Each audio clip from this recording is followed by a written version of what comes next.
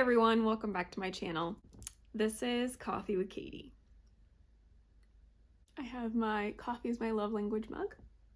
It has been so cold here and it is snowy. I think it's melting at the moment, but it's been very snowy. It snowed overnight and it's just been very cold. So we're trying to just be in the cozy season. I have my "We can leave the Christmas lights up until January" sweatshirt because I love that lyric, but also I leave my Christmas lights up until like February to make me happy to deal with the winter.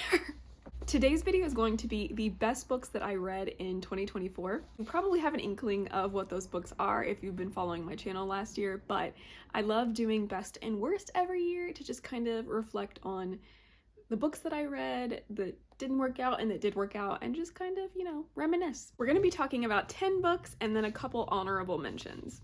But the first one is A Lady's Guide to Scandal by Sophie Irwin. I absolutely loved this book. It was one of those books that really caught me by surprise.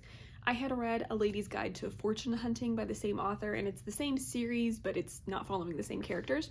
And I liked that one a lot, but this one I really fell in love with. It had a love triangle that was done really well, and it was like one of those books where you're like kicking and giggling your feet about the romance. That was kind of the feeling I was getting. I really enjoyed it. I enjoyed that the main character had a loveless marriage. She was married to this like older guy. He was much older than her and she did it for her family, like for responsibility, for society, for gains in her family, but also so that they would have a better reputation. And it didn't work out for her. It was a really sad life for her, and then he dies and leaves her this fortune that she shouldn't be able to inherit, but he was kind of mad when he did it at someone else. And so she's gonna inherit this fortune, but she can only get it if she's going to follow the rules. And she does it to a degree, but she's also realizing that this is her time to live her life the way she always wanted, and to take some risks and to not worry about society and what people think of her. So I really enjoyed that aspect of it with the heroine. But the love interests were also very fun, and like I said, you get a little giddy, and there's like a rake, and then there's a very respectable man, and I enjoyed how all of that intertwined, and just really liked the whole story. I especially liked it, I think, because for a while you're not sure who you want to root for, who you want to win the love triangle, and who is going to win the love triangle. And she just did that book so well, and I just really loved it. Next one is, of course, The Gentleman's Gambit by Evie Dunmore. I love Evie Dunmore's League of Extraordinary Women series, and that came out, the last one came out in like February or January 2024, and I was desperate for it. And it wasn't the character that I was most excited to read about, but I ended up really loving this. Like, I love all of her books. I've said this a million times, but she has a way of dealing with really hard topics, especially with feminism and stuff that really hits me really hard and I relate to a lot with. But she has a way of talking about that and the deep, and bringing up those things, bringing up those really painful things, those hurtful things, the way society tries to squash you into this box, and the way women are mistreated, the way we don't have as many rights, like just a lot of different stuff that's going on. Even more so because it's, historical Regency England. She has a way of delving into all of those topics, but still making it a fun adventure and still having humor in the book and making it more lighthearted and it not just being like super sad the whole time. I love the way she does that. And I know some people read Bringing Down the Duke and they don't like that one as much, or they don't really give the series a chance. But I think if you've read that and you weren't a huge fan, I would suggest continuing to read the series to see if another one sticks out to you more, because the second one was my favorite ever, and it's one of my favorite books ever, and they continue to get deeper. I feel like the first one has a little bit of those issues because the entire series is around the women's suffrage movement, but I would say the other books get into other facets of it even more, and it's just really is a beautiful series. And because this is the last book in that series, there is this like little thing at the end that brings all of the four friends together. I loved it, even if it wasn't like my favorite couple. It was really good, and I really appreciated it. I will read anything Evie writes, and I'm actually going to Germany in the spring, and she lives there, and there's like this small silly hope of me that's gonna be like, what if we just like met up? It's never gonna happen, but it would be really cool. The next one that I want to talk about in best books, best reads of 2024 It's not a book per se, but you've heard me talk about it, and I did a whole video about it, and that is Manacled by Sinlin Yu. This is a Hermione fanfiction. If you don't know what that is, it's a fanfiction in the Harry Potter world where Draco and Hermione end up being together. And you've probably heard of this one. I feel like even if you don't read Hermione fanfic or you're not really into reading any of that stuff, I didn't think I was, you've still heard of Manacled. I feel like it's like the heavy hitter that people hear about, which is why I ended up reading it and got into Hermione fanfiction. Like I said, I did a whole video about it, so I feel like I don't have to talk about this one a whole lot, but the interesting thing about this is it's kind of dystopian. So it's set in a world where Harry Potter dies and Voldemort wins, and what he does to society, and it's absolutely horrifying. Essentially, he's like imprisoned the women, is it just the women? Possibly just the women that were against him, and he makes them into a breeding program. So you're like assigned to a Death Eater and you become a breeding program because a lot of the pureblood wizards died, and he wants to continue to produce magical blood. So he like makes this program, and it's very horrifying, and kind of people have likened it to A Maiden's Tale. I've never read that because I think it would bother me, but it's kind of like that, very reminiscent of that. But it also gives you flashbacks of the war before Harry Potter died, and it's very different. So it's not like the three of them hunting the Horcruxes. It is just full out war for years. So it's very interesting. It's very dark. It's very sad, interesting, but it is so, so good.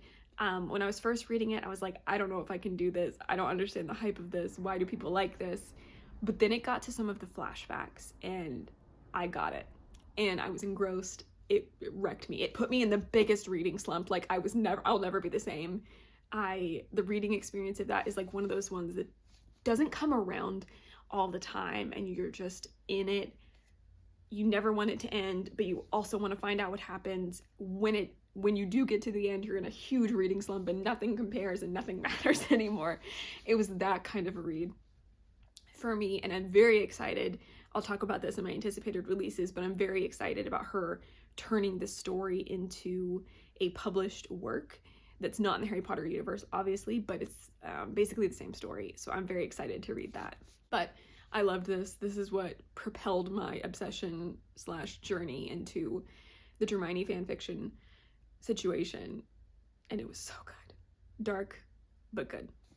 And then I read Spectacular by Stephanie Garber. You know at this point, if you've been on my channel for any amount of time, that Stephanie Garber is one of my favorite authors of all time, and I love the Caraval series. And the Once Upon a Broken Heart series I also love, but Caraval just holds a really special place in my heart. This was going back into Caraval for a little holiday novella, and I loved it. It had some like mystery and a little bit of intrigue, maybe a little danger, but at the root of it, it was a holiday story, and it was very cute. I love how magical it was, and Stephanie Garber's books in the Caraval world always give me the same feeling of like warm and coming home and comforting and magical and whimsical. But this one is even more so because it was so Christmassy and like holiday-esque. So I really, really liked that. I think her writing really shined in that genre and in that vein. So this was such a fun story. And I got to see my characters that I love so much in Caraval. Another one is The Bakery Dragon by Devin L. Kurtz. This is a children's book, and so it was very short, but it was just so cute about this little baby dragon trying to find its own hoard of gold, but the other dragons make fun of it because it's just a baby and it can't do anything yet, but he finds bread and decides he's gonna hoard bread. It's so cute. I just really liked it. It was adorable. Also, I read Nevermore by Jessica Townsend, and I'd heard about this series. I was very excited to read this. I had been holding on to it for a while, but just never started it, and I'm so glad I did. I loved it. The first book in particular, I absolutely fell in love with. It was adventurous, it was fun, it had sinister elements, and it had a lot of humor. I was laughing out loud. There was just so many good things about this story that I loved, and it's a middle grade, so it's very just like magical. I don't want to say childish because that sounds wrong, but it's just very magical, whimsical, young adventure story that's not romantic or that's not super dark. I really just liked that, and I've been really enjoying this series so far, but the first one in particular was just so good. I love how Morgan is supposed to be this like cursed child and ends up being able to be whisked away to compete for her place in a magical society. I love the friends that she meets along the way. I love the mysterious elements. I love just the humor and the eccentricities of her crew around her, and that they're just all very unique, coming together to make this found family type of situation. It was just so good. I loved it. Another one that I wouldn't have necessarily thought would be on my best books of the year is a memoir, and it is Beyond the Wand, Growing Up Wizard by, I almost said his character name, by Tom Felton, who plays Draco Malfoy in Harry Potter. And I really loved this. I was kind of shocked how much I enjoyed it, how much I loved it. It was just so good. He talks about other movies he's been in and his like acting career in general and how he got into it and how it progressed, and then into the Harry Potter films, and kind of like some behind the scenes Harry Potter stuff, and his interpersonal relationships with some of the characters, and his personal relationships with his family, and just a lot of different things. And I just was engrossed in this, in him telling me his story. And he talks about mental health, and he talks a little bit about addiction, and I loved it. It was just so good, and I really appreciated his humor. I appreciated his writing, his thoughts. He said some things in the book that made me think and I could relate to, which is hard to do when you're, you know, a celebrity. I really appreciated this, and it made me want to just like hang out with Tom Felton and be like, let's grab a cup of coffee and chat, because I would love to chat with him. Not even just about his life a little bit, but just like, what are your thoughts on mental health? What are your thoughts on things that make people happy? And I don't know, he was just he also narrated it, so I just feel like he was able to bring a lot more to the story that way. I just really liked it and really appreciated his attitude and his thoughts and like the way he presented all of that. So I loved it. Tom Felton, if you're watching this, I know you're not. If you ever see this, I would love to chat with you sometime. I think you'd be a really cool person. Another one that's kind of on a similar vein, but not really, is How to Piss Off Men. 101 Things to Say to Shatter the Male Ego by Kyle Peru. And I'm sure you've seen his series on TikTok where he just says like, things to say to piss off men. And it'll be like, ask him if he thinks he would win a fight with a goose. I just loved it. But I picked it up thinking it was just gonna be hilarious and funny, and that was it. It was. I laughed out loud so many times, could not listen to it in public because I was a mess. It was so funny. But he actually talks a lot more about part of the reason he started doing that series and using the humorous elements of this was because it's important to understand why it's making you angry, and kind of delving into the male psyche of being like, because a lot of the stuff is like it makes him feel dumb or weak or whatever, and he was saying that your identity is not in being macho, and it's not in what, like, being manly and really identifying that, and it's saying like, okay, like, why am I getting upset about this? Why am I getting angry about this? And learning more deep emotional intelligence, which I think is really amazing and really important, and I'm really glad he added that element into the book, because it's not just a funny thing that can anger people. Like, there's a deeper meaning to it, and he's a man and he's like addressing it. I just thought that was so cool, and I was not expecting that from the book, and I really appreciated that. It was genuine and just really nice. And if you listen to the audiobook, there's like some kind of interview style questions with him and his mom that's really sweet. Also in 2024, I read Emily Wilde's Encyclopedia of Fairies, and I had been looking forward to reading that, but just hadn't picked it up, and I finally did in 2024, and I absolutely fell in love with it. It was so wonderful. It was so good. I loved how magical it was, but also how the fae and the fairies in that story are much more of the tricky variety and the dangerous variety. I liked that. I thought it was a really fun twist, but also the characters, how they're written, is really enjoyable. Emily is kind of I'll say neurodivergent. I think she's a little bit neurodivergent and very academic focused and very introverted and quiet and just wants to be by herself in her studies and in her research. And Wendell is a very flamboyant's not the right word, a very kind of spoiled, wants things a certain way, wants things to be tidy, wants things to be neat, wants comforts, wants to be lazy. Like, he's just really funny and a humorous character, but he's also formidable and supportive, and I loved the dynamics of those two together. I loved the dog and the story behind that, townspeople in the little like cold northern place that they're in, the different fairies and the different things that happen that are dangerous and scary and interesting.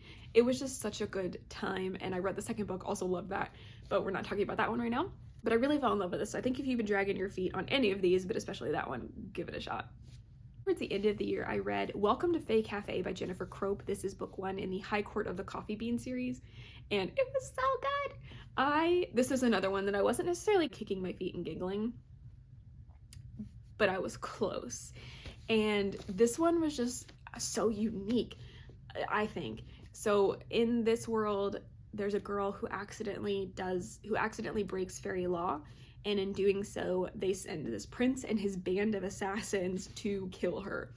And they're sent to the mortal world to do so, and they have no experience in the mortal world or know what to do in the mortal world. And she is like running from them, trying not to die and trying to learn more about them because she doesn't believe magical things exist. And they end up in just so many like chaotic situations and just running amok in the mortal world, and also like being so incompetent in the mortal world. And they like give them coffee and they're like, what is this magical beverage?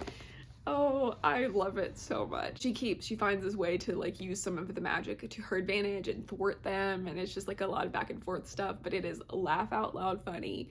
It's sweet. There's still danger and adventure, but there's also a little bit of romance, but there's a lot of humorous elements and found family type of elements with this like band of brothers and then embracing her a little bit. It's just so good. I loved it a lot, very, very much. And I read the second book, also really enjoyed that one, and very much looking forward to whatever else she writes in this series. So those are the best books, but the 2 honorable mentions I will throw in because I still really, really loved them. They just weren't high enough to make the cut, is Long Live Evil by Sarah Reese Brennan. I really, really enjoyed this one, and I've talked about it. I did a whole review on it, so I feel like I don't have to talk about that one very much, but I did like the trope of it's a portal fantasy and she's terminally ill and she's given a chance to go into her favorite fantasy book world and try to do this quest, and if she does this, she'll live in the real world. But because she kind of knows the story, she has a little bit of an edge, but it also complicates things because she's potentially changing the story.